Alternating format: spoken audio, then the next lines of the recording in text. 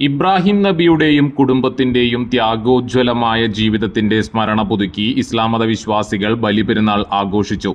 പള്ളികളിലും പ്രത്യേക കേന്ദ്രങ്ങളിലും നടന്ന ഈദ്ഗാഹുകളിൽ ആയിരങ്ങൾ പങ്കെടുത്തു. പാടൂർ മഹല്ലിൽ ജുമാ മസ്ജിദ് ഖത്തീബ് അബ്ദുറഹ്മാൻ അൽ കാസിമി നമസ്കാരത്തിനും ദുവാക്കും പെരുന്നാൾ സന്ദേശത്തിനും നേതൃത്വം നൽകി.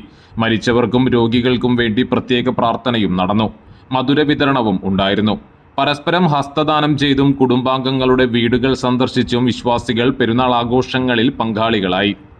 പാടൂർ അൽ സലാം സലഫി മസ്ജിദ് കമ്മിറ്റിയുടെ നേതൃത്വത്തിൽ സംഘടിപ്പിച്ച ഈദ് നമസ്കാരത്തിനും കുത്തുബാക്കും പ്രമുഖ പണ്ഡിതൻ ഷുഐബ് മദീനി നേതൃത്വം നൽകി. സ്ത്രീകൾ ഉൾപ്പെടെ നൂറുകണക്കിന് വിശ്വാസികൾ ഈദ് പ്രാർത്ഥനയിൽ പങ്കുകൊണ്ടു. പ്രാർത്ഥനയ്ക്ക് ശേഷം മധുരം നൽകിയും പരസ്പരം ആലിംഗനം ചെയ്തും വിശ്വാസികൾ ആശംസകൾ കൈമാറി. ചേറ്റുവ മഹല്ല് ജുമാ മസ്ജിദിൽ മഹല്ല് ഖത്തീബ് സലീം ഫൈസി അടിമാലി ബലിപെരുന്നാൾ നിസ്കാരത്തിന് നേതൃത്വം നൽകി. മഹല്ല് പ്രസിഡന്റ് ഉബൈദുള്ള അലി മുസ്ലിയാർ, മഹല്ല് സെക്രട്ടറി NM അബ്ദുൾ ജലീൽ എന്നിവർ മഹല്ല് നിവാസികൾക്ക് ഈദ് ആശംസകൾ നേർന്നുകൊണ്ട് സംസാരിച്ചു.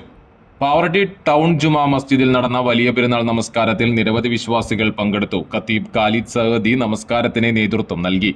തുടർന്ന് പ്രത്യേക പ്രാർത്ഥനകളും നടന്നു. ചടങ്ങുകൾക്ക് പള്ളി president Hussain Karat, secretary Abdullakutty Haji, treasurer RV Ayyub എന്നിവർ നേതൃത്വം നൽകി.